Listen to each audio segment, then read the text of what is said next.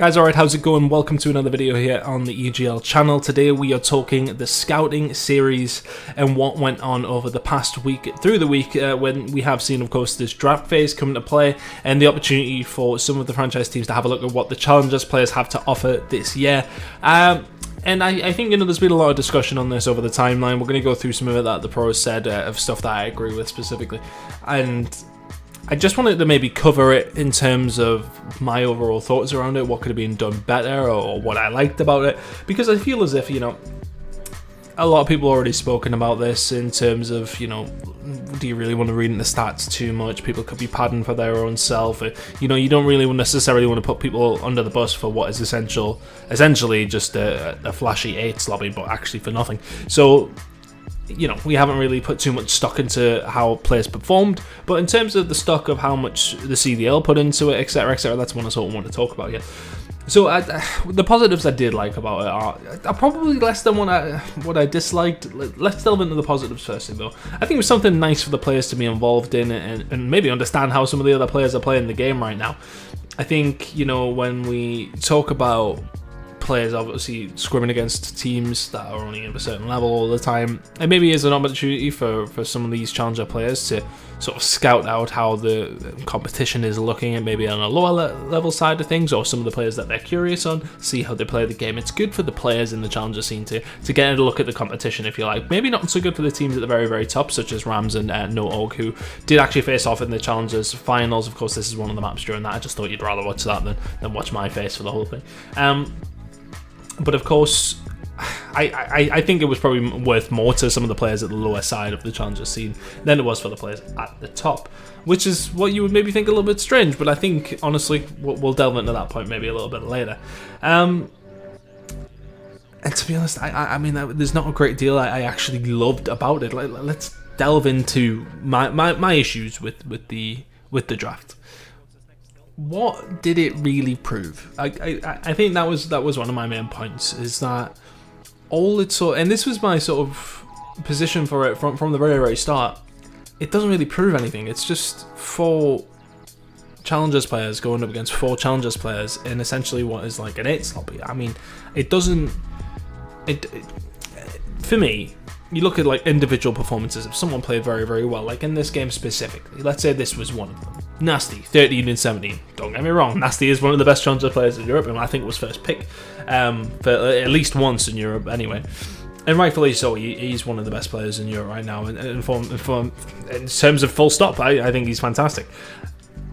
He's going 14 and 9 right now in this game. Josh, oh my god, look at this Josh guy. He started popping off. Doing very, very well as a Slayer, some of the franchises might be saying, but that's not the kind of player that Josh is. That's not the sort of thing he brought. And then on the other side of things, let's have a look at Lucky, 7 and 12. They're looking at it saying, well, he was on Toronto Ultra. How come he isn't doing a lot better in the grand finals of this one, etc., etc. I know it's obviously not just based off that, but that's the kind of thing that it could have been. But these two aren't even, these aren't just like teams put together. These are fully fledged teams. So obviously take that in consideration. It's just an example, but it doesn't really prove anything, does it? I mean, it's just 8s lobbies. That's all it was. So I don't think it necessarily gives people time to shine in terms of what kind of player they are. Like, what if there is a player like Josh who, yes, okay, is excelling in this game, but a player like Josh who doesn't necessarily put up those numbers? Are these franchises and their coaches going to see that enough that he's doing that job that he should be doing when he isn't being thrown into a team with just 4 other players who's picked, whose roles might not suit each other or might not complement each other all well? It's just that sort of thing, that drafting in that sense, because I don't feel as if when these were done that everybody knew exactly what roles all of these players played, and of course that's not going to come to fruition with the way that this is put together. It's very, very hard to understand that, I suppose, for somebody who isn't watching it all the time. I mean, I wouldn't even, like, towards the lower end especially, sort of say, well, actually, what's he doing in this game? Is he flexing SMG? Yeah. It's just because the teams are thrown together. It's like a show match. That's all it is. There's nothing specific in terms of what you can look at apart from numbers. But then, as said, people are just padding their stats.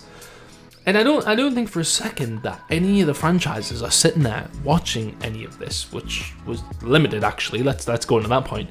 It wasn't broadcasted by the CDL either. So I think they probably missed a chance to do that. I do believe that, you know, there probably is a reason for that. Maybe they're still figuring stuff out in terms of production and whatnot. But I just feel as if that they maybe missed a chance to potentially dive in and have somebody broadcast it. You know, like, I'm not even just saying myself here. Like, get the normal CDL team in, bring somebody like Shift, who's, you know, watched over lots of American Call of Duty.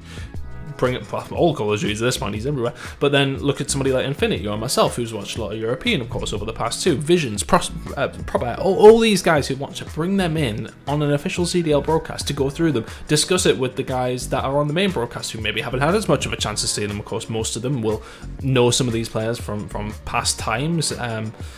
They'll be looking at players like Josh and Vortex, and they know, okay, right, these guys are fantastic. But maybe they'll be looking at somebody, well, like Afro. Yes, okay, he had a good time with War, but maybe they don't know as much. But then that's where these other ones can come in, explain how they've been going so far, and that can maybe be packaged up a little bit nicer for these franchise teams to have a look at it from the outside looking in, because a lot of them won't know a lot about these players, and to get a little bit of history. And again, I'm not just saying this for myself or anything like that. I just feel as if that would have been better for the players participating in the scouting series, is a place to actually be promoted. This was done to promote the challenger scene and the challengers players, to give them that limelight. And it wasn't promoted. Like, I mean, yeah, okay, they tweeted about it, etc., etc. But I feel as if they missed the ball. They could have pushed it more. And then that, again, leads me to the point, the franchises aren't going to go through everybody's stream and just check on what's going on. You know, the players that they drafted, yes, of course, they will be keeping an eye on how that was going. But then they're being judged off, what, like 10, 12 series, something like that. And I know, obviously, there was only a couple that went on, and they have actually scratched the one today. Which I think is right. I don't think it's necessarily the best use of time for these players. I don't know. I think, you know, let's have a look at what some of the players said anyway. We will move on from this game. I know you would love to keep watching that, but you can do, of course, over at Infinity's channel. But let's go over towards the tweets, because let me just pause this as well. Let's go over towards the tweets and what the players said, because I wanted to go through some of this as well, and I absolutely agree with Nvidian. And I know a lot of Spanish fans in the chat will be like, "Oh, you're agreeing with Nvidian after you." I didn't slaughter him during the weekend, but I thought he had a poor performance in the finals. Either way, besides the point. Honestly, it's not fun. You don't learn anything playing the scouting series. One day you get decent teammates, and the next day you're playing with a guy who does not know how to play. This takes time for scrims, and I don't think any of that franchise is going to sign anyone. So he said it takes time away from scrims for your team to practice. I don't think the franchise is going to sign anyone. And this leads on to the second tweet, which is really the sort of stickler with this one. Last year you had Esports team winning everything, and what? They still are here without a contract. Lucky Metal's journey, they were beast in Black Ops 4 year, and last year what did they do with them? Nothing. We know that there is 0.1% who signed from Europe. I don't know why, but yep. You know, especially towards the European side of things, I absolutely agree with them. I don't think any of the teams are looking at them and saying, yeah, okay, let's get into it. What did Defrag say? I played enough scouting series to last me a lifetime, got enough to pass in the final 2 days. These guys don't want to play in it. It's a waste of time.